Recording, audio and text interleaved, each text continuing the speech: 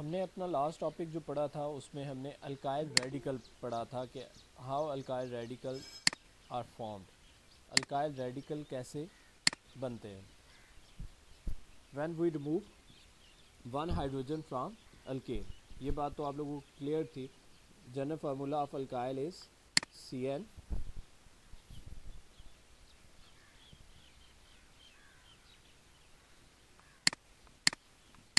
H2N plus one. तो जो common mistake आप लोगों के इस सारे टॉपिक पे मुझे नज़र आ रही थी वो ये थी कि आप लोग यूँ तो लिख रहे थे कि पहला एक में से कार्बन निकाल लिया जाए तो ये CH3 और C2H5 फिर C3H7, लेकिन यहाँ पे कार्बन की वैलेंसी सेटिस्फाइड नहीं है। कार्बन 4 बॉन्ड बनाता है, यहाँ पे किसी न किसी एक कार्बन की वैलेंसी सेटिस्फाइड नहीं है। तो यहाँ पे साथ में ये मेंशन करना ज़रूरी है कि वहाँ पे एक सिंपल बॉन्ड भी एग्जिस्ट करता है। अब वो बॉन्ड की कोऑर्डिनेशन किसी न किसी सब्सटेंस के साथ होनी है। लेकिन इससे भी ज़रूरी जो चीज़ है वो ये है कि अल्काइल एक तरह के नहीं हैं, अल्काइल दो तरह के हैं। एक को कहा जाता है नॉर्मल अल्काइल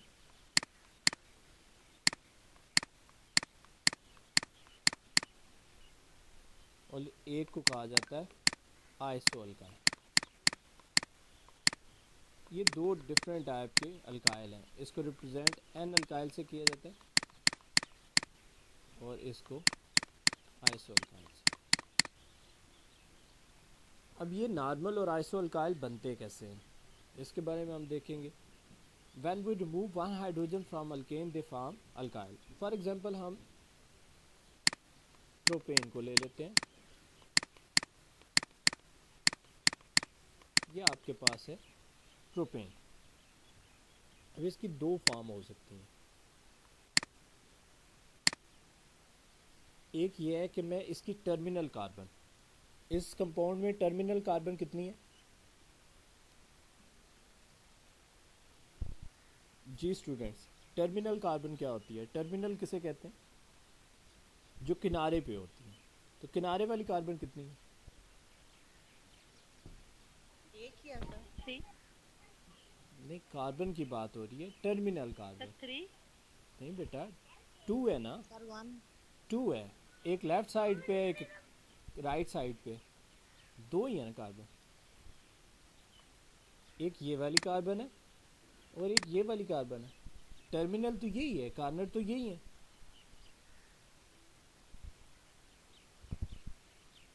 देखें ये जो एरो लगाए थे इनको छोड़ दें, ये तो मैंने आगे उसकी प्रोडक्ट की तरफ मूव करना था इसलिए मैंने ये लगाए थे। तो अभी देखें इसमें टर्मिनल कार्बन कितनी है?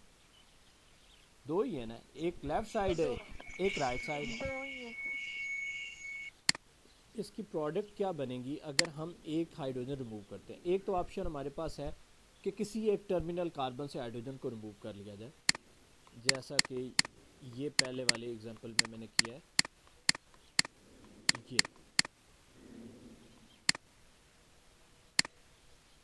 अच्छा, ये प्रोपेन है, ये जो आपके सामने थी ये क्या थी? प्रोपेन। प्रोपेन का फार्मूला क्या होता है? C3H,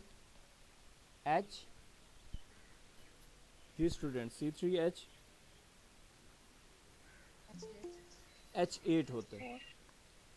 H4 नहीं, एच एच। H8 होता है।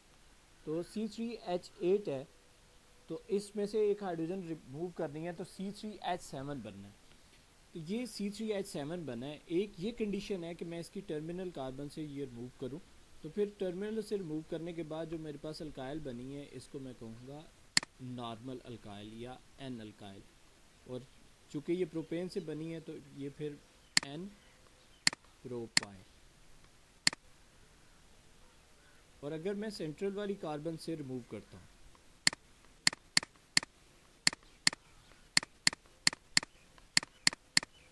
अब यहाँ पे मैंने सेंट्रल कार्बन से एक हाइड्रोजन को रिमूव किया, तो ये अल्काइल कौन सी होगी फिर? Iso propyl. ये क्लियर हो गया आप लोगों को?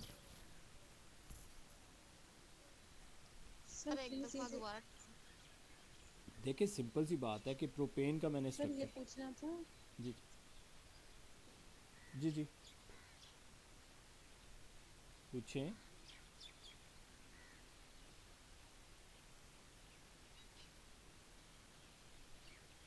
जी स्टूडेंट्स।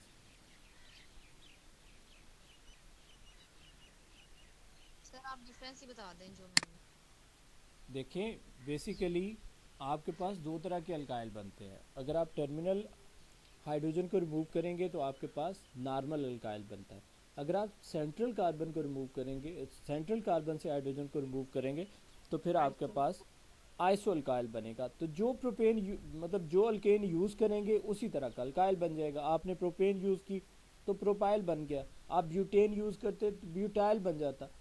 टर्मिनल कार्बन तो हर एक में दो ही होंगी, ये तो आप लोगों को क्लियर है, चाहे कोई 10 सर कार्बन वाला हो जाए, सर 50 आपने कार्बन। एक साइड रिमूव किया है कार्बन, जी जी। मतलब दूसरी साइड पे क्यों नहीं किया? मतलब टर्मिनल तो दोनों साइडों पे होंगे जी ना, आप सी एच दूसरी टू के आप साइड। आप दूसरी साइड से करिए, तब भी वो नॉर्मल ही है। मतलब एक साइड से रिमूव करना है बस टर्मिनल में। ज़ाहिर है एक ही हाइड्रोजन को कम करना है, किसी एक टर्मिनल से कर दो, ओके सर। ठीक हो गया। तो ये आपके पास नॉर्मल प्रोपाइल और आइसो प्रोपाइल हो गई है। अब यहाँ पे ये बात आती है कि ये अल्काइल आपके पास जो बनी हुई है, इस अल्काइल ने आगे किसके साथ लगना है? इसने लगना है जाके फंक्शनल ग्रुप के साथ। इस अल्काइल ने फंक्शनल ग्रुप के साथ लगना है, तो फिर इसकी एक क्लास बननी है। अब ये फंक्शनल ग्रुप क्या चीज़ है? ये कोई एटम हो सकता है,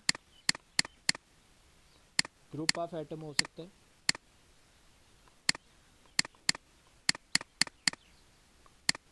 ये कोई डबल बॉन्ड हो सकता है, ये कोई ट्रिपल बॉन्ड हो सकता है, दैट गिव्स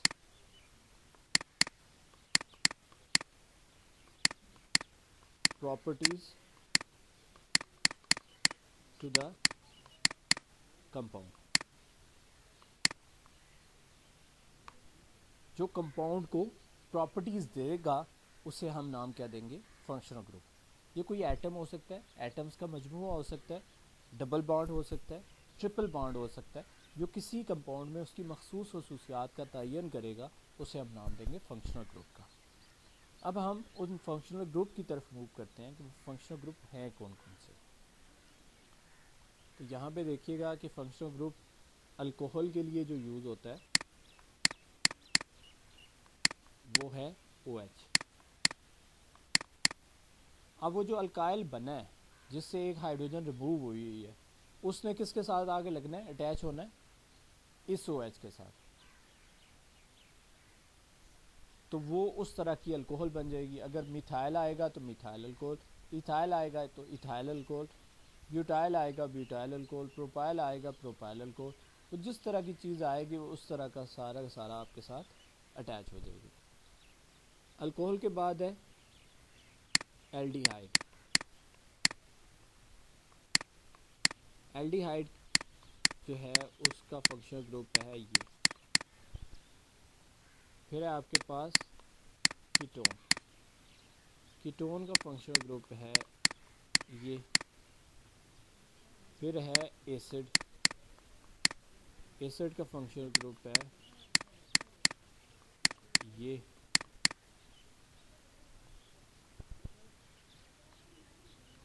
उसके बाद है आपके पास एस्टर।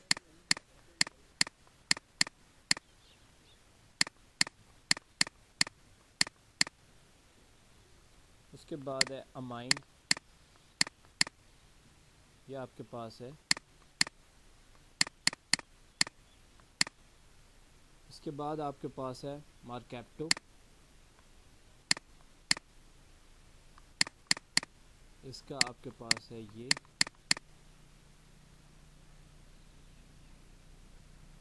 इसके बाद आपके पास है अल्कीन, ये आपके पास है ये।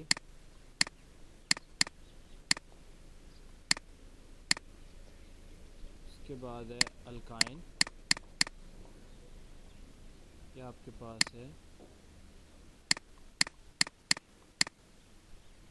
ये।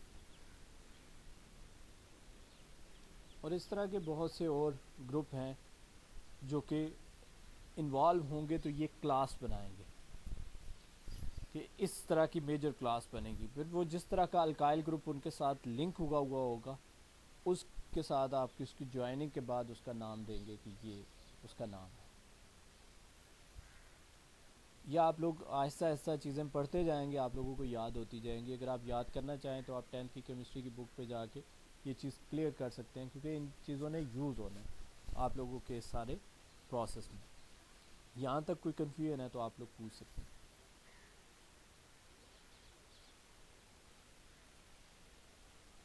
जी स्टूडेंट्स,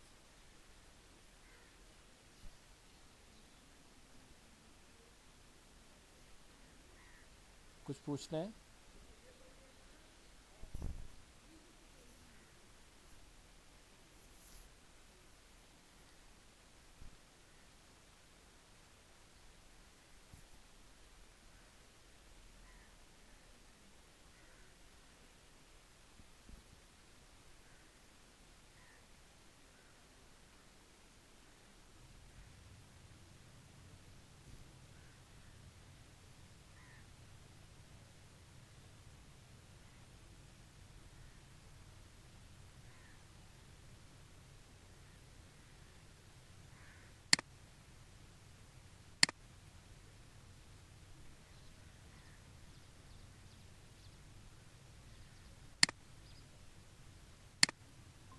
तो अभी आई डायलिसिस वाली।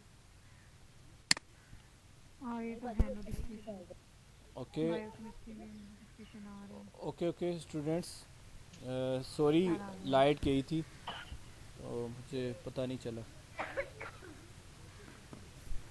लाइट गई है तो वो इंटरनेट कनेक्शन जाता रहा। अच्छा, काइंडली माइक ऑफ कर दे। रिहाना ऑफ करो, रिहाना ऑफ करो। ओके, हम टॉपिक की तरफ मूव करते हैं। स्क्रीन शेयर तो नहीं हो रही आप लोगों के साथ? No sir. Okay okay.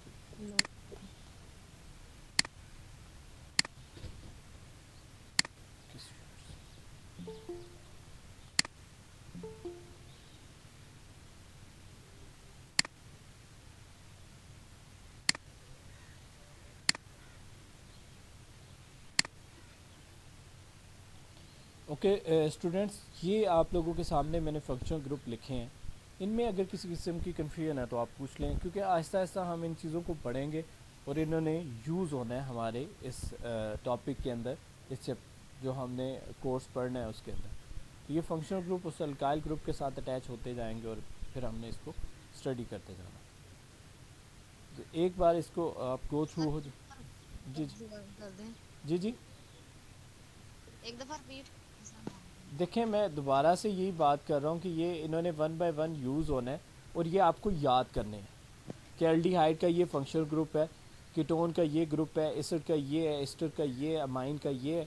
ये आप मैट्रिक की बुक से भी आप करना चाहें तो फंक्शनल ग्रुप चैप्टर नंबर 3 के अंदर एक पेज है, वो पेज आपको याद करना ही करना है। जिस तरह आप बेस बनाते हैं तो ये बेस के लिए आपको याद करना होगा कि ये किस चीज़ का फंक्शनल ग्रुप है, तभी आप उस क्लास के बारे में जान सकते हैं। तो ये हम इस पर रहते हैं और आगे हम मूव करते हैं अपने नेक्स्ट टॉपिक की तरफ। वो है how to write a chemical formula. एक केमिकल फार्मूला को लिखने के कितने तरीके हैं? तो बेसिकली तो 4 तरीके हैं। अब हमारा जो है, हमने टू सम हाउ सब कोई यूज़ करना है, लेकिन उसमें से जो मेनली यूज़ होने हैं उनको हम डिस्कस कर लेते हैं वन बाय वन करके। माइक अपना काइंडली ऑफ कर ले।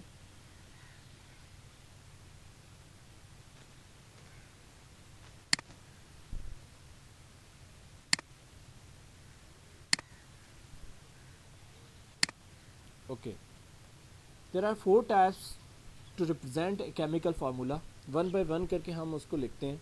सबसे पहले है मालिक्यूलर फार्मूला। मालिक्यूलर फार्मूला वो फार्मूला होता है जो किसी भी कंपाउंड में मौजूद एलिमेंट्स को उसकी एग्जैक्ट जो स्ट्रेंथ है उसको रिप्रेजेंट कर रहा होता है। That represent the exact number of atoms present in A molecule. represent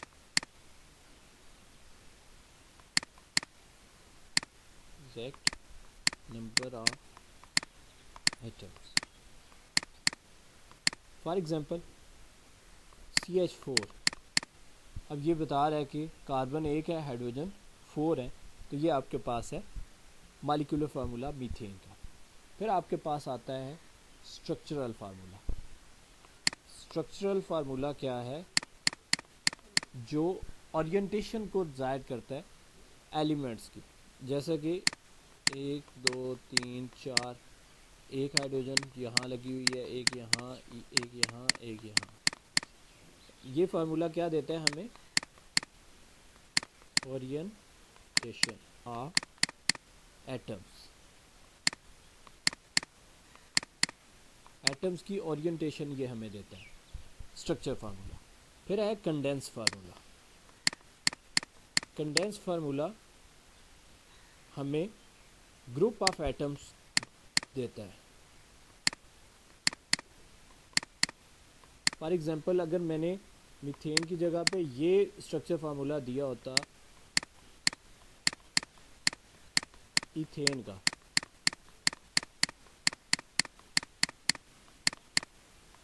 इसको ग्रुप्स में कैसे लिखना था? इसका एक ग्रुप बन जाता, हर कार्बन का एक ग्रुप बन जाता, तो ये क्या बनता? CH3 bond CH3।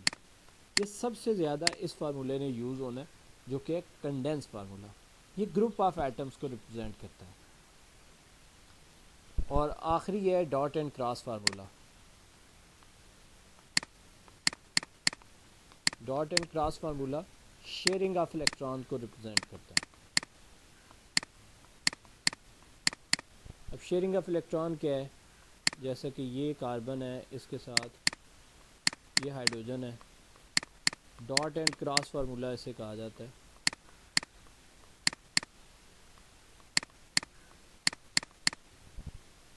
तो ये 4 टाइप्स ऑफ फार्मूला है। इसको लिविस स्ट्रक्चर भी कहा जाता है, इस फार्मूले को जो सबसे लास्ट पे है, लिविस स्ट्रक्चर, लिविस फार्मूला भी बोला जाता है। लेकिन सबसे ज़्यादा आपका यूज़ होना है या तो वो मॉलिक्यूलर फार्मूला यूज़ होगा या आपके पास कंडेंस फार्मूला यूज़ होगा। इस चीज़ को आपने जहन में रखना है कि हमने मॉलिक्यूलर या फिर कंडेंस फार्मूले के साथ मूव करना है। यहाँ तक कोई कन्फ्यूजन है तो आप लोग पूछ लें। सर प्लीज स्ट्रक्चर फार्मूला दोबारा से बता देंगे कौन सा होता है? The formula that represent the arrangement or orientation of atoms in a molecule, जो किसी मालिक्यूल में एटम्स की तरतीब को जाहिर करता है, ओरिएंटेशन को जाहिर कर रहा हूँ कि कौन सा एटम किधर लगा हुआ है।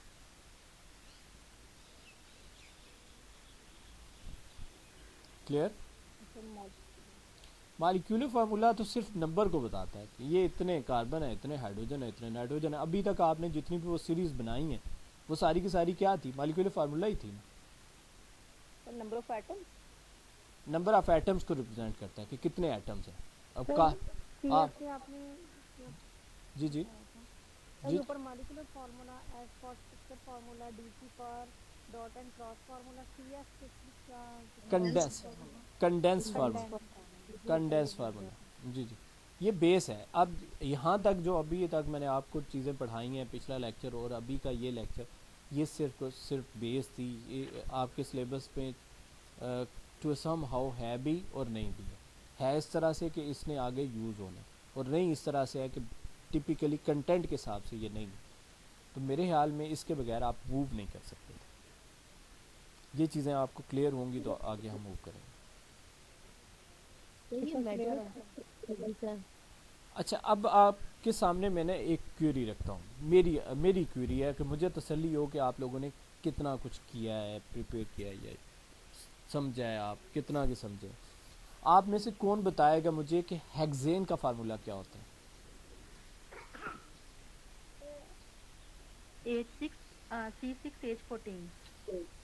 C6H14। लेकिन ये तो है मॉलिक्यूलर फार्मूला, मुझे तो ये यूज़ ही नहीं करना।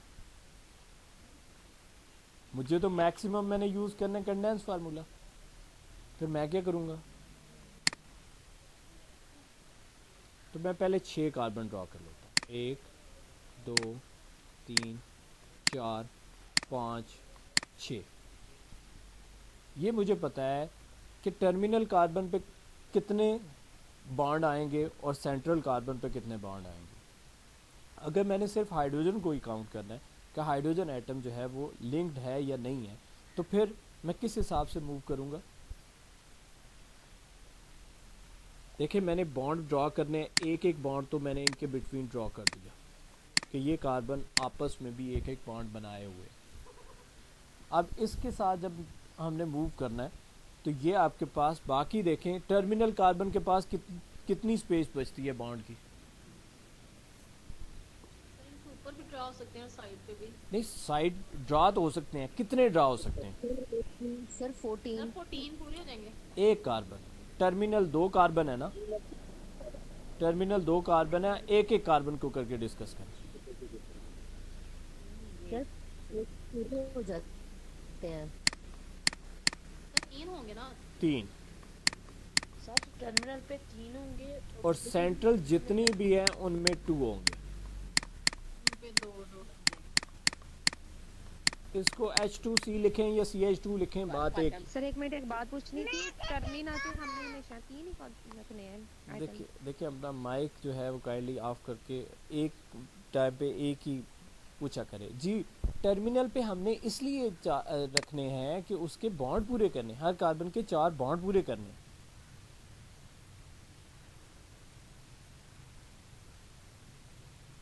टर्मिनल जो है उस पे हमने बॉन्ड पूरे करने हैं, तो टर्मिनल कार्बन पे आएंगे ही 3, क्योंकि एक बॉन्ड तो उसने दूसरी कार्बन के साथ बनाया हुआ है, 3 वेकेंट पोजीशन है उसके पास, तो फिर 3 हाइड्रोजन होंगे।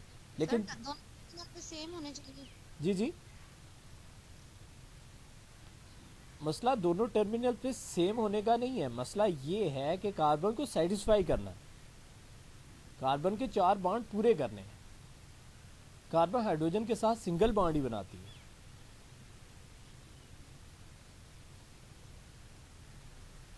जी सर आगे। ओके तो ये आप लोगों का टू सम हाउ ये अब हेक्सेन जो है वो ये स्ट्रक्चर है, कंडेंस फार्मूला जो है उसने यूज होना है, तो ये हेक्सेन का स्ट्रक्चर तो नहीं कह सकते, हेक्सेन का कंडेंस फार्मूला है ये आप कह सकते हैं। चले हम नेक्स्ट मूव करते हैं। हमारा जो टॉपिक है बेसिकली वो ऑर्गेनिक कंपाउंड के वाले से, जो ऑर्गेनिक सब्सटेंसेस के वाले से था। मैंने लास्ट टाइम भी आपको सर हम है स्टूडेंट्स आपका इंटरनेट का कोई इशू है, चेक कर लें दोबारा से।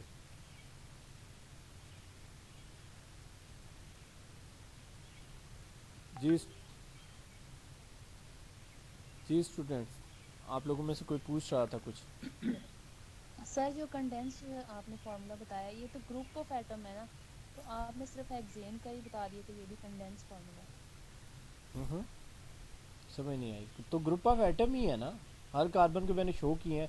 आपने तो जो फार्मूले मुझे लिख के भेजे हैं वो सारे के सारे मॉलिक्यूलर फार्मूले दिए हैं ना, तो ये ग्रुप ऑफ एटम था ना। एक कार्बन ने 3 बॉन्ड रखे हुए हैं, दूसरी ने 2 रखे हुए हैं, तो ये ग्रुप ही है ना बने हुए, हर कार्बन का ग्रुप नहीं बना हुआ। देखे ना हर कार्बन का हेक्सेन का आप शो कर रहे हैं ना ये। जी ये हेक्सेन का कंडेंस फार्मूला है हेक्सेन का। सर ये तो फिर एटम ग्रुप ऑफ एटम तो नहीं है ना। जी ग्रुप ऑफ एटम है ना, देखे ना ये ग्रुप ऑफ एटम है, ये भी ग्रुप ऑफ एटम है, ये भी ग्रुप ऑफ एटम है, ये भी और ये भी, सारे ग्रुप ऑफ एटम है। हेक्सेन का डॉट एंड क्रॉस फार्मूला क्या होगा।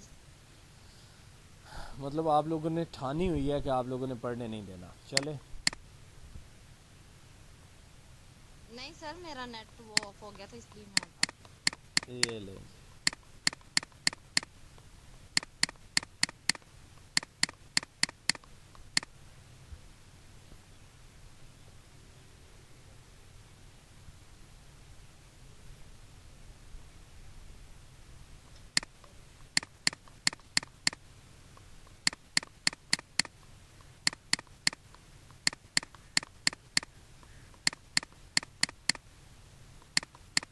सर मींस ये कि हमने बॉन्ड की जगह डॉट एंड क्रॉस बस लगा देना। लेकिन क्रॉस किसकी तरफ लगाना है, हाइड्रोजन की तरफ। Okay sir. जी सर क्लियर हो गया।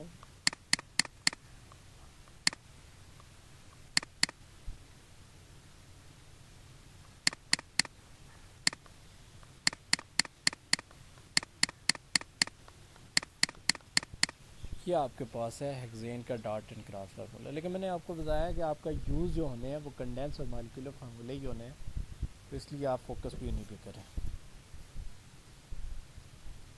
Okay sir. हम टॉपिक की तरफ बढ़ते हैं। करैक्टरिस्टिक्स हमने पढ़ ली थी, कंपैरिजन हमने पढ़ना है ऑर्गेनिक और इनऑर्गेनिक कंपाउंड्स का। अराउंड अबाउट 10 मिनट्स हमने और पढ़ना है, कोशिश करेंगे चलें 5-7 मिनट और एक कंपैरिजन तो हम ये कर लें, क्योंकि हम काफ़ी स्लो चल रहे हैं अपने लेक्चर्स में। चैप्टर 2 ही है अभी हमारा, और 1.5 माह तकरीबन हमारे होने को है, 1.5 माह से भी ज़्यादा हो गया बल्कि। ओके, कंपैरिजन क्या है? ऑर्गेनिक सब्सटेंसेस की बात करें, ऑर्गेनिक में कार्बन प्रेजेंट होती है और इनऑर्गेनिक में कार्बन के अलावा बाकी सारे के सारे सब्सटेंसेस मौजूद होते हैं। रिएक्टिविटी की बात करें तो ऑर्गेनिक्स जो हैं ये आपके पास consider to be more reactive and extremely flammable, और जो इनऑर्गेनिक है वो नेचुरली नॉट वोलेटाइल होते हैं और नॉन फ्लेमेबल होते हैं, जो कि कंबस्टिबल की भी बात अभी कुछ स्टूडेंट ने पूछी थी, तो वो भी यहाँ पे वो काउंट कर लें। मेल्टिंग और बॉइलिंग पॉइंट की बात करें तो ऑर्गेनिक जो सब्सटेंसेस हैं उनके मेल्टिंग और बॉइलिंग पॉइंट जो है वो कम होते हैं एज़ कम्पेयर टू जो इनऑर्गेनिक हैं, वो उन सब्सटेंसेस के मेल्टिंग और बॉइलिंग पॉइंट ज़्यादा होते हैं। लेकिन इसके साथ साथ आपने ये भी चीज़ देखनी है कि मॉलिक्यूलर वेट के बढ़ने से ऑर्गेनिक सब्सटेंसेस के भी मेल्टिंग और बॉइलिंग पॉइंट जो है वो ज़्यादा हो जाते हैं। फ़िज़िकल स्टेट की बात करें तो फिज़िकल स्टेट जो है वो ऑर्गेनिक सब्सटेंसेस के लिए है गैसेस, लिक्विड्स और सॉलिड तीनों में पाए जाते हैं, और जो इनऑर्गेनिक सब्सटेंसेस हैं वो मेनली जो है वो सॉलिड फॉर्म में एग्जिस्ट करते हैं, बाकी फॉर्म में भी होते हैं लेकिन रेयर होते हैं।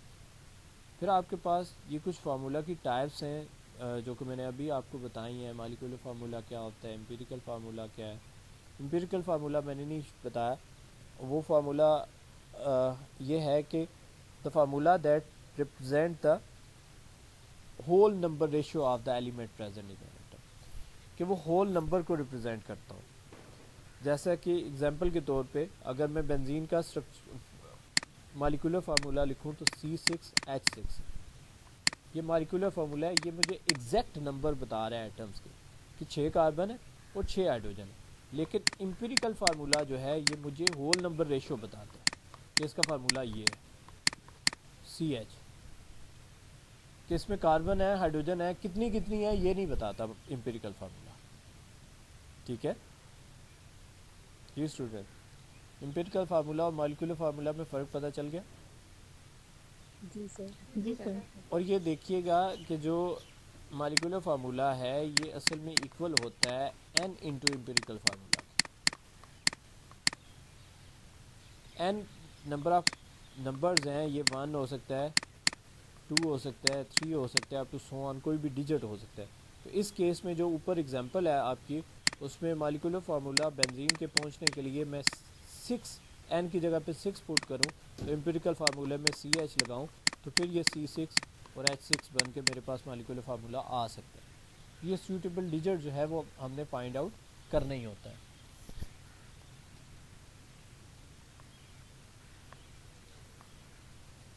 सर अगर हाइड्रोजन का डिफरेंट होगा तो फिर हम कैसे लिखेंगे? जैसे ये तो C6 और H6 है, मतलब दोनों का सेम था।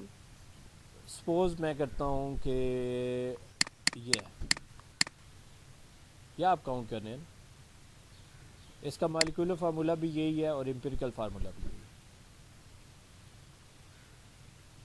वाटर जो है H2O, ये होल नंबर रेशियो यही बनती है, क्योंकि ये परसेंटेज भी आपने बतानी है। जिस तरह ग्लूकोज है C6H12O6, इसका क्या होगा?